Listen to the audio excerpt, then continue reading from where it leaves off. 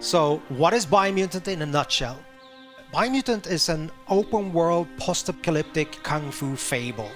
Basically, in terms of structure, it's like Zelda Breath of the Wild, I guess. But the feedback that we've been getting over the years, it's that it's kind of a strange, weird, good mix between Ratchet and Clank, Devil May Cry, Batman Arkham, yeah, and a couple of other influences. So it's truly an open world game, 8x8 kilometers, filled with a lot of weird events and fun things to find. I think the primary thing that we worked a lot with is the control that the player have over the character customization. We have the possibility for the player, to set the attributes, and in Biomutant, that's tightly connected or integrated with the way that the character looks. But the player is like completely free to morph their own breed, we call it a breed, but mammal, if you will. And eventually, people have a lot of assumptions on what kind of animal this is. But for me, and I guess the team, we have allowed the player to make what I call, more like a Muppet.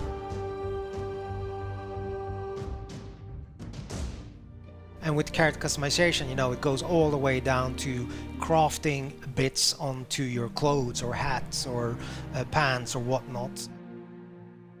I guess the most important thing is the arsenal or the weapons. I mean, it's an action role-playing game, right? So we're focusing on the action parts of, the role-playing aspect. Each part that you can find for weapons and gear also comes with like a material, a quality aspect, so they can be more damaged or of a higher quality material. Just mentioning that you don't have to repair, but you can actually upgrade things that are broken, but they will never diminish in terms of their material qualities, like in Zelda, for example. We don't do that. In the game, you have 6 different tribes, so they're all composed of, a leader, a Sifu, if you will, that have mastered a specific Wang Fu combat style and trained his disciples in that. So these tribes are now in conflict. Basically, there are 3 tribes that have what we call a light aura. So basically a good karma, if you will, if you want to paint it black and white. And there are 3 tribes that have like a dark aura.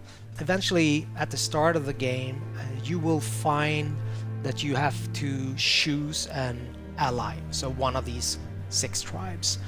As you move along or go further into the game, you're free at any time to change your allegiance. But at the start of the game, you choose one of these 2 tribes. And basically, at that point, the state of the world is represented by a huge tree that's at the heart of the 8x8 kilometer open world. So it's a representation of the world either going under or the world surviving. So this is all tied to the tree of life.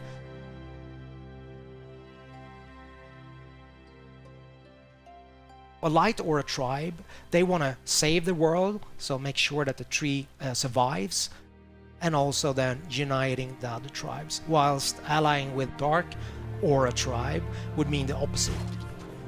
They believe that the only way that you can move forward is to make sure there's kind of a cleansing, I guess. So making sure that everything that's bad in the world kind of goes under, so you have a rebirth and start anew, if that makes sense. So you're very free to make this choice, but also bear in mind that that will affect the ending of the game. Obviously, game being called Biomutant has to have some form of mutations slash abilities, right? There's quite a wide range of them. Primarily, we have the biomutations, so those are kind of more physical abilities, if you will. For example, you can spawn a mushroom in front of you.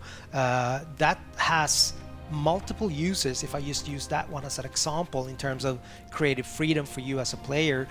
Combining this jumping up on the mushroom with, let's say, just electricity shooting out from your fingers, like the Emperor in Star Wars, or once the character is airborne, like your enemy, just going up there, unleashing some other kind of strange abilities. I don't want to go into all of them.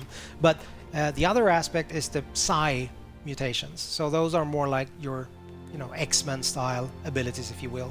Like, for example, levitate, which again can give you both exploration opportunities, but also then you can use it in combat in conjunction with other abilities, and obviously ranged combat. So that will give you an advantage, I guess.